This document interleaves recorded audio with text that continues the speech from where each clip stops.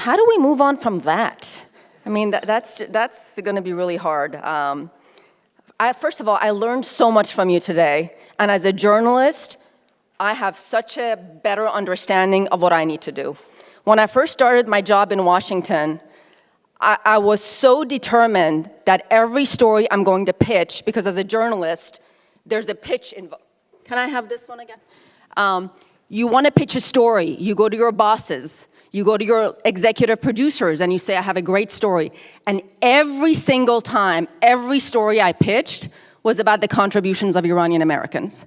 So the fourth and the fifth time I went to my bosses, who are Chinese, they said, do you have any Chinese stories?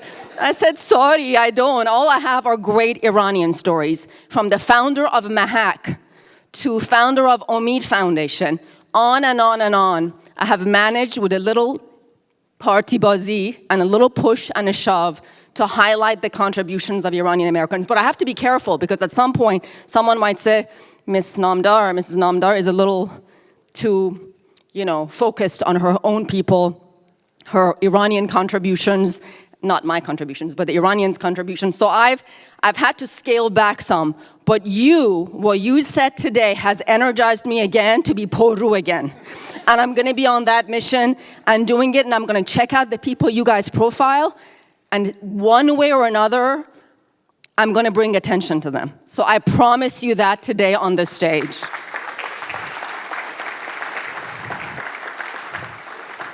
Okay, now we're going to talk about artificial intelligence and big data, global opportunities for innovation and entrepreneurship. I'm going to introduce the moderator of this panel. She will introduce the people in her group. Parisa and Naraei. Come on up, Parisa.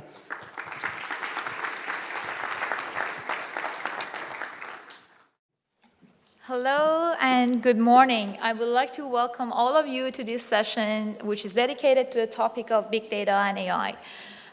So with all of the advancements in computer technologies and the computational powers, with all of these learning algorithms getting more and more intelligent daily, and they're getting more optimized as well, and with the new concept of big data that is based on the volume of the data, so the size of the data, which is also based on the velocity or the speed of the data, to think about the number of tweets getting generated every single second, and also based on the concept of data coming into with very different varieties. So we're having structured data, unstructured data, semi-structured data, and also the velocity of the data, or the veracity of the data, or the quality of the data, and at the same time thinking about the value of the data and how long it actually takes for raw data to be converted into some meaningful information.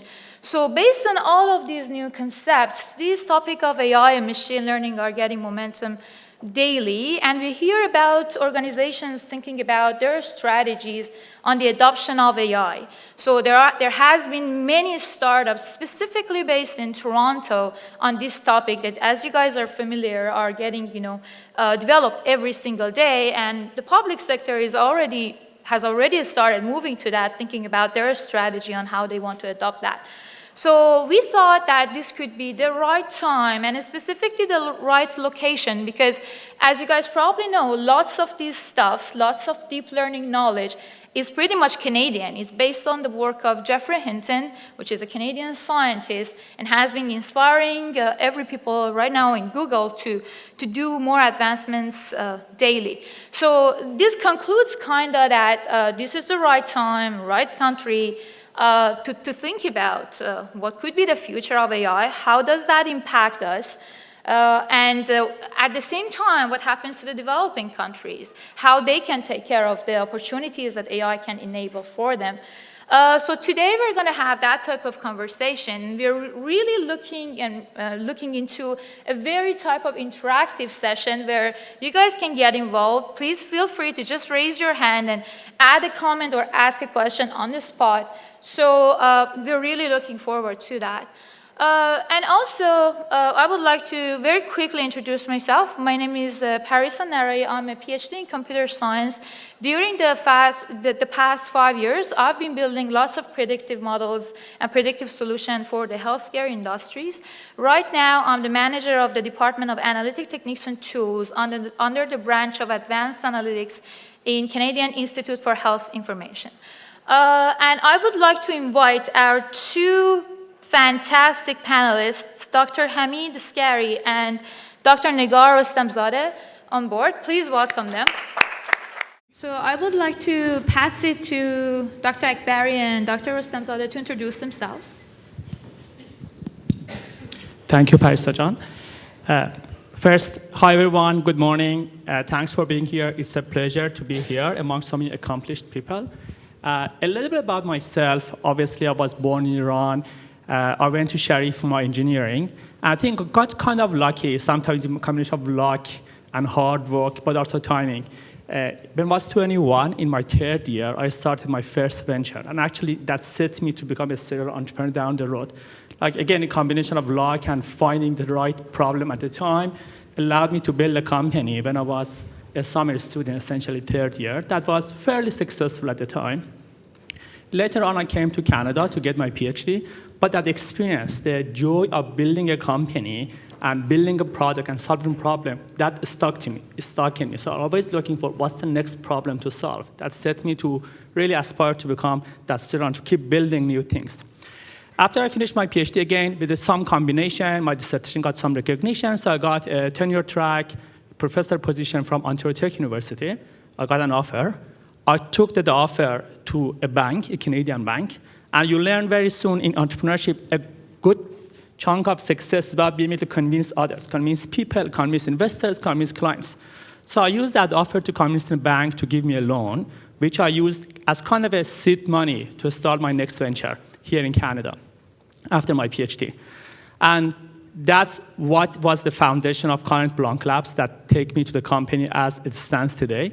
So Blanc Labs is kind of an innovation consulting firm and also innovation studio. So we work with mid-sized to large enterprise clients to help them innovate, to build new product, to thrive in the age of disruptions. But also we need to build new solution and product and build new ventures. So for example, last year we started a company called Velocia with some partners that are new in the transportation industry that was recognized by the World Economic Forum as the 16 future digital platform the world along companies like, Henkel, SAP, and Uber, essentially.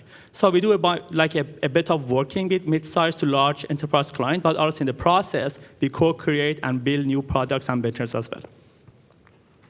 Thanks. Thank you so much, Hamid. Yeah, please, Negar. Go ahead. My name is Negar RostamZadeh, and so I'm a research scientist at Element AI company. I'm mainly working on fundamental research on machine learning and deep learning. And our company, I'm saying our company, like I'm not a founder of company, but I'm working at Element AI, and we're basically building products with artificial intelligence and solving problems of other companies who needs to use AI. A little bit of story about myself, and I mean, basically, first of all, I'm really, really glad and excited to be here. It's such an honor for me, and the presentations in the morning and all the speeches were so amazing, and I really think that we need to present what Iranians are doing because we are so, I still think that we are so underappreciated and there are so many false thoughts about us. In particular, when I heard that we are actually about contributions of women, Iranian women in the society, it was very interesting for me. So many times it happens that people have this wrong thought that there are not enough women in Middle Eastern countries working on technology. I mean, I was studying computer science in Iran during my undergrad. I was at the University of Tehran, and the number of women was more than the number of men in my classroom in the course that I was studying.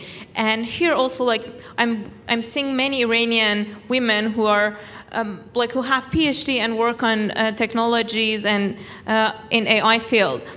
So I had this opportunity of being in many countries. I started my PhD in Italy, and then I've been interning in London.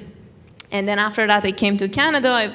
I've been also in the US for another internship. So I had this opportunity of being and living in many countries and meeting also other Iranians who are in this field and working in this field. And that was a great honor for me to get to know them. And I think like this concept of community, like being able to support each other is really important. During my PhD, I was thinking that, okay, so there are not many women in machine learning field, in artificial intelligence field, and let's organize some events for women in machine learning, women in computer vision, women in deep learning, and but we also thought that, okay, so it would be great if we also do like something like Persian women in artificial intelligence, and we thought about like having some workshops inside Iran. But then many of the speakers had this concern that like maybe what if is it like violating any sanctions if I go and give a talk there, or like if I talk about these things. So like there are so many concerns that I think would be great if we address them. And thanks. I think I talked a lot. Thank you both. Great introduction. Before I go to the first question that I have from our panelists, just to get a better picture of our audience, I just want to get some stats. Do we have people in the room who are working in the field of AI, machine learning? They're data scientists, data analysts, they're ML expert. Do we have this type of, okay, how many? Okay, some people over there, and okay. Very good. And also, how many people do we have that are entrepreneur, they're investors, or they're looking to become entrepreneur? Okay, very well. So we can tune better to our audience. So I would like to start with the very first question. It's a very base question. What is the difference between artificial intelligence and machine learning? Sometimes we use them interchangeably. Are they really the same? Hamid, you want to start? Absolutely. I can try brief and then pass to the real expert here on AI. So one definition of AI is building intelligent machines. And we're talking intelligent machines can potentially mimic human decision making, essentially. So in that note, an AI could be as simple as a classification engine. If you've done like coding, it could be like it could be as simple as when a bunch of if-else codes that in different situations respond differently. It can be something simple and static or something very complicated. But that's a broader definition of AI, and it's been used for decades and decades. Now, machine learning is a subset of AI. Any machine learning solution is an AI solution, but not every AI solution is machine learning. On the machine learning side, I think the fundamental breakthrough is that we're building programs that without human intervention, those programs themselves adjust themselves to the situations, essentially learn, as the concept machine learning says. And they learn by exposure to data. As they process data, as they feed them into data, they themselves learn how to react to new data. And it's exceptionally important because we're at the age of internet. There such an increase in amount of data that is available that can fit to machines. So programs that can learn themselves from data in a dynamic way and adjust, they learn quickly, they become more and more accurate. So machine learning really is about assuming your AI solution, machine learning to solve the right problem. It's about a way to make it more and more precise with each iteration of data. And of course, you could keep going and add more neural network to go to deep learning and so forth. But essentially, it's about making more accurate with the feeding data. Thanks so much. I mean, you nailed it. I don't know what to add. So as Hamid said, that artificial intelligence was a field which was existed for over 40 years, 60 years actually, and 40 years, sorry. So actually it was, so it came with the concept of like having computer to help us doing tasks that previously humans were capable of doing them. Like computation, like doing some very, very difficult computations. It was also called AI, like when we were able to solve some very, very difficult problems with computers. But then the concepts of learning came, and we called it machine learning, which we wanted the systems to be able to learn with data, with having data. And now, like more recently, now we are going to see like how we can solve the problems with feeding less data to these systems. And this is basically the topic that I'm doing research on, how machine learning systems can learn the same way that humans learn, because there's a very, very big gap between machine learning systems and human intelligence. We are capable of learning by only seeing a few samples. If someone tells us that this is a giraffe and we have never seen a giraffe, by a very few samples we are capable of learning and understanding that. But machine learning systems require so much data. And one of the interesting research topics now is on understanding and learning with very, very few examples. And this is something that makes me really excited. I can talk about this later. Okay, thank you both. So I would like to give a summary of what our two panelists mentioned in a very high level. So basically, I think all of the human efforts to understand the natural intelligence has been lead to a field of AI. And to that, there are many different contributors. It's not only the field of computer scientists, there's also cognitive science, there's also psychology helping to that. It has a lot of its roots in the stats. So basically, all of these fields came together to understand how the actual natural intelligence works. But machine learning is specifically the learning algorithms that they try to understand the patterns and figure out the patterns without being explicitly programmed. And as you guys mentioned, comes underneath the field of it. Thank you both. So I would move to question number 2. So what are AI opportunities and how the local companies and entrepreneurs can take advantage of these opportunities? That's a very good question. It's very forward-looking because I think it's amazing for entrepreneurs, aspiring entrepreneurs and companies to see how this trending, emerging technology can have economic impact and improve people's life. So I would like to think about it like a hierarchy. At the foundation level, you have this big, massive platform that enable a ton of companies and people to build on top of them. So you can think about that. To be more specific, think like TensorFlow, built by Google, like a platform built by Microsoft, Amazon, and so forth. For building these platforms, billions and sometimes tens of billions of dollars has been invested. And more often than not, they're built by giants like Google and Amazon, essentially. It is possible to theoretically build like rival platform, but extremely difficult. I would say very dangerous for a local entrepreneur to try to build things that directly challenge these things at the horizontal level.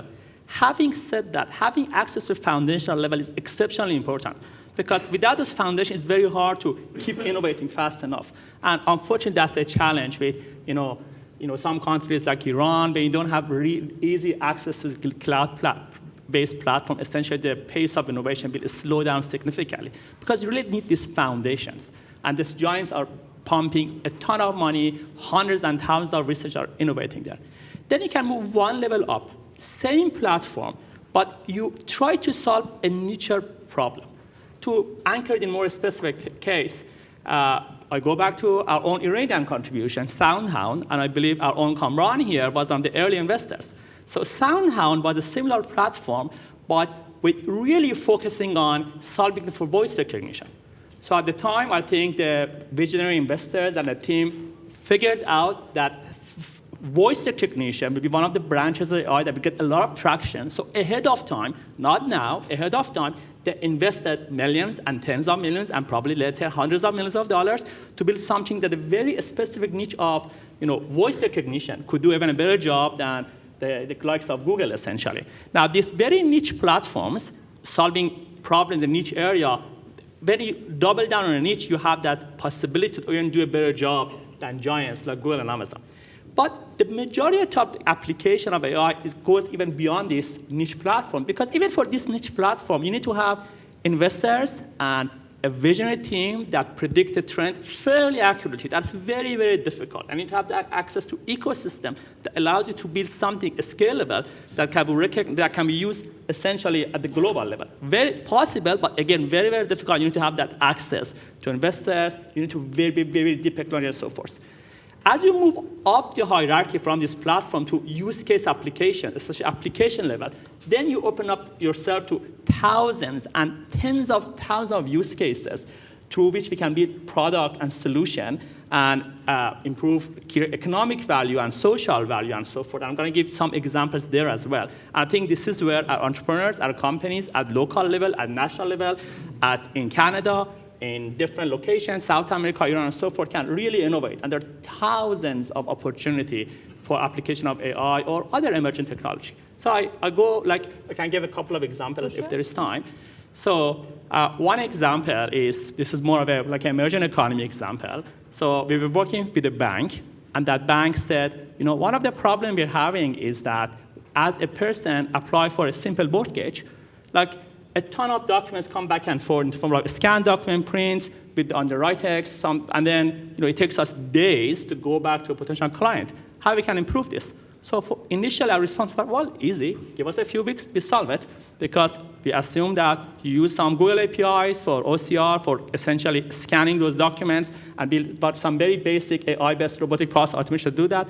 But very soon we figured out what Google has is not nearly as accurate what a bank needs. So we started really fine-tuning those classifications for the very specific case of mortgage application. And you're really dealing with certain specific forms. So you can build something, and we did something that was even more accurate than Google, because we were trying to solve a very, very niche case. And more often than not, AI is really about a very specific use case. It comes back to what kind of data you have, and how really build programs that those particular data you can come up with the best solutions.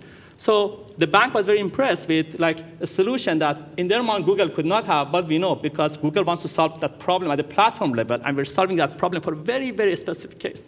So going back to our companies and entrepreneurs, it means that they need to solve problems that they know extremely well.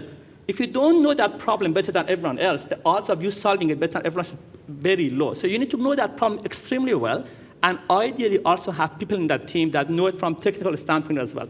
If you're very close to the program, there's a good chance you come up with a solution that's better than everyone else, essentially. And that's the whole point. And for things like AI, there are thousands of such applications. I can keep going and going on other examples down there if you have time. But really, it comes back to, do you know a problem? Are you close to that problem, that specific use case? And if that's the case, can application of data allows you to come up with a more accurate solution for that. And if you can do that, that's an amazing opportunity for building new products and building great ventures, create economic value, and of course, also improving people's life. Thank you so much, Hamid. Unfortunately, we don't have enough time, so Negar, unfortunately, I cannot pass it to you at this point. I would like to open the room to some questions, and then maybe, Negar, you share your perspective to the first question or whatever. So any questions from the audience over there? My name is Manu Misagi. Thank you for the introduction of the AI. Just for the sake of the audience that mostly may not be very familiar with the AI, if you could just clarify what is AI and what is the software without AI? Because most of what you described in the mind of the normal people would look like a regular software development. What is so specific about this one? So that we need to make sure that the people understand what is the crux of the AI that makes it different from the other software. Thank you. You want to answer that? I can answer. Okay, Yeah. go ahead. So basically, AI. With the very, very initial definitions of AI that wanted to actually make computers also being able to do some of the tasks that humans are doing, normal programming could have been also kind of considered as AI. But with the current definition, with machine learning definition, we want the system to be able to learn when we are adding some data to it. So imagine that we, like normal software, normal programming, regular programming, we have a bunch of like, if this happened, this would be the outcome. If this software is dealing with this problem, the outcome is going to be this. Or like if that happened, the outcome is going to be the other things, the second one.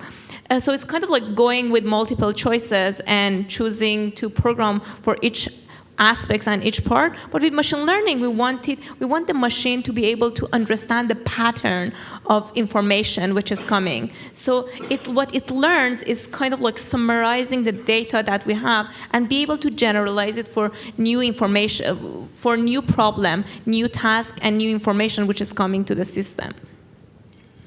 I don't know. Example Yeah. Sure. So let me also, excellent answers, Negar. Let me also use it in a particular case of the typical software versus adding that AI layer. So in a specific example, it's a Canadian company called Medex. It's a Canadian mid-sized public company that one of our clients that we're working closely with. So essentially, by the way, who here ever had, suspicion that maybe this small could be something potentially like cancer, or like didn't want to wait for 2 months for getting a specialist? Who have ever had this situation that we wanted to get to a specialist, faster? Okay. So in this case, on the software side, they build a cloud-based platform so that it installs a lot of shops and clinics and elsewhere in Canada, lightly, but like in developing countries like Mexico, Spain, and so forth, that like with a quick scanning, the data go to a cloud platform, and someone like a medical doctor look at that image and figure out how likely it is that this is something that needs quick treatment, essentially. That's typical software, right? It's like telemedicine or cloud-based platform for healthcare, improving people's life. Later on, they had a lot of images, thousands and thousands of images. The question was, now that we have this massive data, thousands images, how we can improve the software? We just don't want all the time human look at it. How can machine itself learn from it? And that was machine learning or AI aspect of it, in the sense that as you feed these images to the machine, can machine predict the likelihood, like a cancer, essentially? And depending on the likelihood, the decision that should the specialist look at it or not, or like how urgent it is, essentially. And that's really AI layer to bring it to the next level on accuracy of diagnosis on the, on the healthcare side of the thing. Very well. And if I may just add something, I mean, you guys give excellent explanation, but just very high level. So think about when you're writing a piece of code, right? So you thought about an example of dealing with a software. So you have your input, and you code the procedure, right? And there is an outcome coming from that. So we have the input part, and we have the procedure. So we define the instruction. The difference is when you're using a learning algorithm, you feed the data, so you still have your input. You don't code the procedure. So there is no that layer involved. The learning program is able to understand the data by itself. That's the main difference. I don't know if I answered your question. Thank you. No problem. There was a question here somewhere. Can you give a couple of examples of use of AI in developing world? And also, I think Hamid touched on this. AI and machine learning basically its need is becoming like electricity, whether you like it or not. So access to the tools is very important. What is the impact of basically not allowing access to these tools? I would say not allowing access to these platforms that, generally speaking, are available in most of the world definitely has a significant impact in innovation in the application of technology. So if we believe, and I think most of us believe, and it's fact-based based on data, that technology is significant in improving people's life, has an impact on the economy, not accessing this foundational platform, obviously, it makes it not impossible, but oftentimes extremely difficult to building new things, because like I said, you can't reinvent the wheel by investing tens of billions of dollars to building this cloud-based platform, essentially. You need to be able to use them to innovate fast. So it's very, very difficult, and I admire people who just goes open source with no connection to this giant platform, but it's very, very difficult to innovate without access. Thanks. So Actually, like, if I want to go back to the problems that we can have if we don't have this like access to these infrastructures or data, or even like having access to sharing the network and education, it's so deep, and it makes it so difficult for us to do the same things inside the country, inside Iran, or like in any kind of collaboration. Imagine that, for example, I had scientific papers in some conferences that I was not able to even present them in the United States. And that was a cost for me, but also there are so many researchers inside Iran who can contribute to the economic, and this like these softwares or like these platforms which are open source that can't do this because of not having access to the infrastructures, and also like have like no the cloud computing, or like even having access to so many things is like so expensive. Know that like many universities can't afford it, and students, or like even these student exchange programs, that's getting so much more difficult now at this point. And even like presenting a paper in a conference is getting so hard that like we're just it's kind of a cost for both sides. It's bad for people who are living inside Iran and want to contribute to the community of research and technology and innovation, and it's also hard for people who are living to the like on the other side of the world, because they can't get benefit from this much innovation and this much technology which is developed there, and can be even go further, and can even I mean, it can't go further if it's like there are so much barrier for everything. Okay, very well. Do we still have time to take? Okay, very well. Experts differ as to when we may reach what some people call singularity point or general artificial intelligence. Some say as early as 2040s, and some say not really for a century or two. As practitioners in the field, do you have a sense when we may approach general artificial intelligence or human-level intelligence? I mean, in my personal opinion, I don't think that we are going to get to that level this soon. But so some people are even like afraid that like like if we get to that point, there is going to be so much like disadvantages. But we are already experiencing some negative problems with this creation of AI, which is mainly because of like, and not because of like getting to a state of like Terminator, but because of like having these biases in data and like profiling people, or saying that, okay, so based on this data, these people should have like more crime rate, and then we base our value systems or judgment system based on this data. So these are the danger of AI that can come before like even getting to the point of singularity. And in my personal opinion, I don't think that we are close to the singularity or like solving general intelligence yet. Thanks.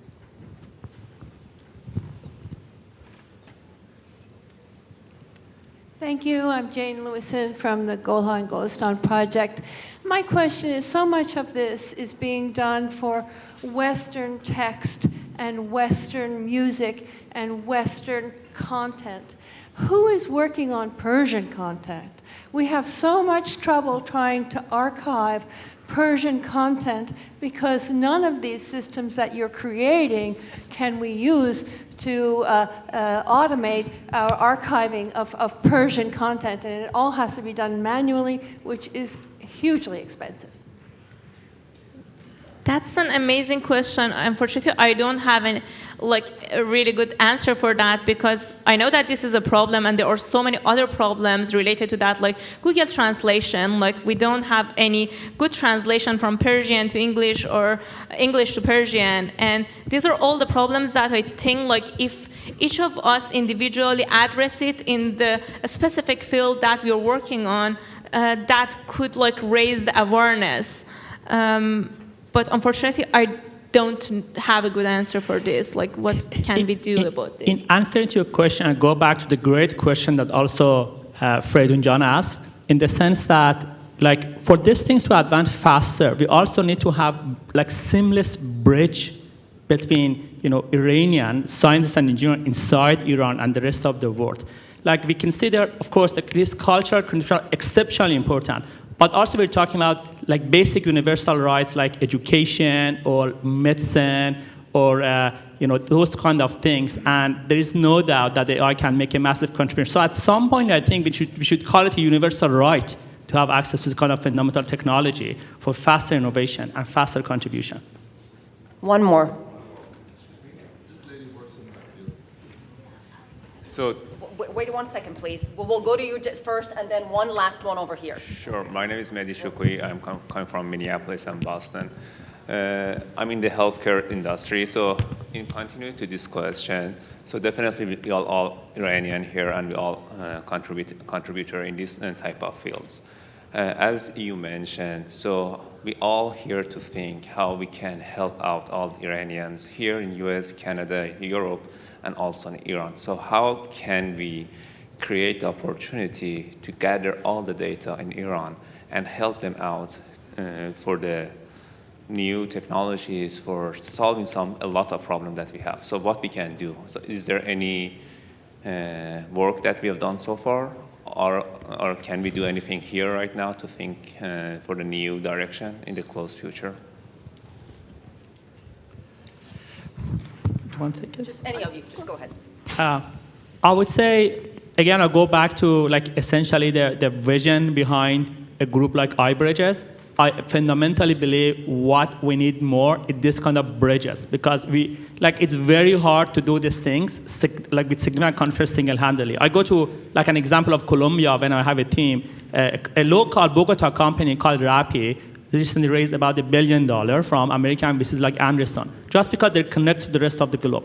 It's very hard to build this kind of things fast enough if you're isolated. So building those bridges are exceptionally important for faster contribution, in my opinion. Okay, one final question, and then we're going to take a break. Yeah, hi. I first introduce myself. I'm Zadeh. I'm assistant professor at University of Dayton.